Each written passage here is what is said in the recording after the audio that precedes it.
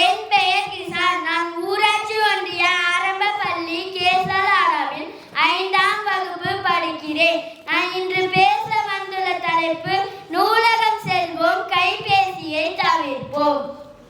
நூலை படி, சங்க தமிழ் நூலை படி, முறைப்படி நூலை படி, காலேஜ் படி, கொடும்பகல் படி, மாலை இரவு பொருள் படும்படி நூலை படி, கற்கவை கற்கும்படி வள்ளுவர் சொன்னபடி கற்கத்தான் வேண்டும். அப்படி கல்லாதவர்கள் வாழ்வது எப்படி?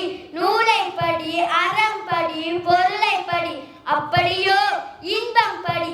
இறந்த தமிழ் நான் மறை பிறந்ததென்று சொல்லும்படி நூலை படி என்ற பாரதிதாசன் வரிகளை முன்னோட்டம் தந்து எனது உரையை துவங்குகின்றேன்.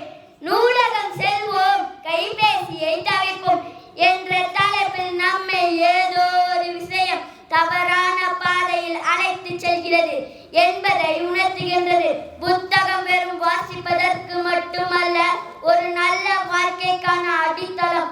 ஒரு நல்ல புத்தகம் 100 நண்பர்களுக்கும் சமம்.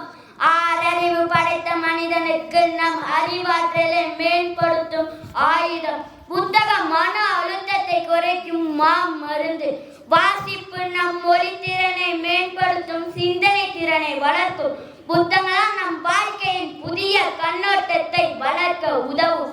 இப்படி புத்தகங்களால் எத்தனையோ நன்மைகள். மை தொட்டு எழுதப்பட்ட படைக்கப்பட்ட புத்தகங்களில் ஒன்று மின்னணு புத்தகங்களாகவும் குரலொலி பதிவு புத்தகம் என பரிமாண வளர்ச்சி பெற்றுள்ளன. எந்த வடிவமானாலும் புத்தக வாசிப்பு நம் வாழ்வில் ஏணிப்படி. ஆனால் அலைபேசியின் தாக்கம் புத்தக வாசிப்பு சற்று பின்னடைவு ஏற்படுத்தியுள்ளது என்ற உண்மையை நாம் மறக்க இயலாது. அலைபேசி என்பது தகவல் தொடர்பிற்கான ஒரு கருவி. அதே நேரம் திறன்பேசியில் புத்தக வாசிப்பு வசதிகளும் இருப்பது நம் அனைவருக்கும் தெரியும். மின்னணு சாதனங்களால் நம் கண்களுக்கு பாதிப்பு ஏற்படும். ஆகவே ஆரோக்கியமான அறிவை பெற நூலகம் நாடி நூல்களை தேடி நம் அறிவு பசியை தீர்ப்போம். தொட்டு தொட்டு பார்த்தால் அது வெறும் காகிதம், தொடர்ந்தே படித்தால் அதுவே வெற்றியின் ஆயுதம். நன்றி, வணக்கம். இங்கு கூடியிருக்கும் அனைவருக்கும் என் முத்தான முதற்கண் வணக்கங்கள். என் பெயர் கிரண்யா. நான் ஆல்பா ஜிகே பள்ளியில் 5ஆம் வகுப்பு ஆ பிரிவில் படிக்கின்றேன். இன்று நான் எடுத்துக்கொண்ட தலைப்பு நூலகம் செல்வோம். நூலகம் செல்வோம், கைபேசி தவிர்ப்போம்.